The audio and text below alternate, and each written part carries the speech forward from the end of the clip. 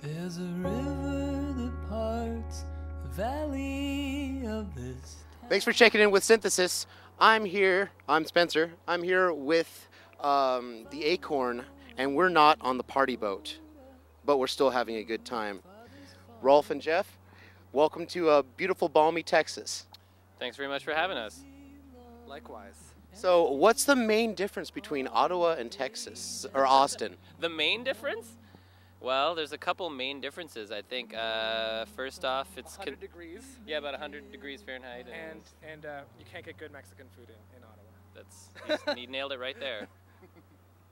You guys played a really good set earlier today over at the Cedar Door. How much more are you playing in South by Southwest? We're playing a show tomorrow at Lambert's. We're doing a showcase for the End of the Road Festival, which is a festival in the UK. It's a really great lineup with like Herman Dune and Micah P. Hinson. And then we're playing on Saturday afternoon at the Hot Freaks party as well. So you recently put out, it was February that you put out Glory Hope Mountain? March 4th. Came out March 4th, yeah. And is this your first album? This is our fourth recording, I guess, as a band, and it's our second full-length album, but we have a couple EPs as well. The first one to come out in the U.S. though. So, so it gets called the debut a lot. We're like, oh, we've been playing for like 5 years. Whatever. Yeah, no, it's great. Yep. Uh-oh. Boat's sinking. Good. Well, good thing we weren't on it. Yeah. And you know, I've read a little bit of press, you know, that it's mainly a song cycle about your mother. Yeah. How's Mom doing?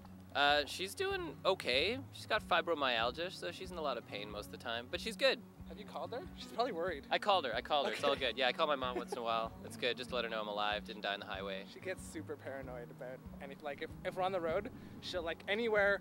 We were playing in New York, and I think she was like checking the entire eastern seaboard. So if, like there could have been an accident in like Maine or Florida, and she was like, oh, it might have been Rolf, and it's really amazing.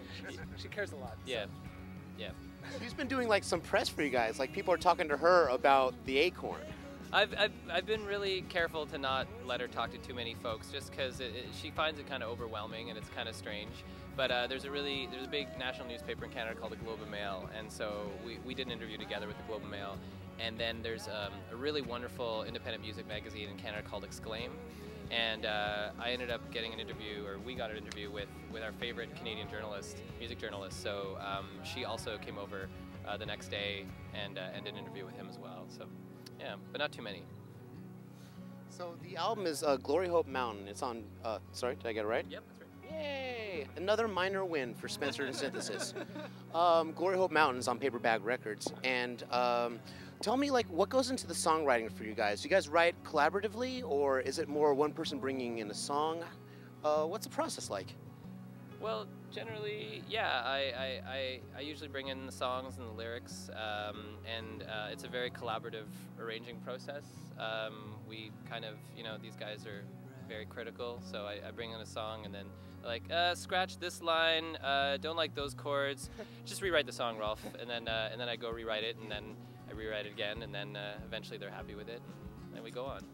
No, the songs, they're always great songs. Like, it just, it's fun for everyone to sort of put their little print on it. It's pretty, we're always working around the core of what Rolf's brought, and it, you know, usually, a lot of times it ends up being exactly like he sort of planned it out in his head. What's really neat too is that like we're all really different musically. Like Jeff and our keyboard player Keiko are both they both have music training. They went to school and did degrees in music. But myself and our drummer and our guitar player Howie, we're just sort of intuitive players. Like I took some guitar lessons, but I'm not really musically trained. So it's a bit of a mix of intuitive writing, and then also like it's really great to have Jeff and Keiko sort of inject a lot of sometimes some theory and make suggestions based on their knowledge, which has been really great. So it's collaborative in that way as well. I noticed that you guys had a lot of chemistry, like a lot of eye contact, some smiling, like a little subliminal stuff. No, it's all fake. No, we practice. Yeah, we practice a lot. We don't really. We stare at each other's like forehead. We're not actually. It just looks good. Yeah, that's what I keep reading about that. Like, people watching shows love camaraderie and stuff. So we just, yeah, we've learned to fake it pretty well. It's just, we're all really good friends, and we have a good time.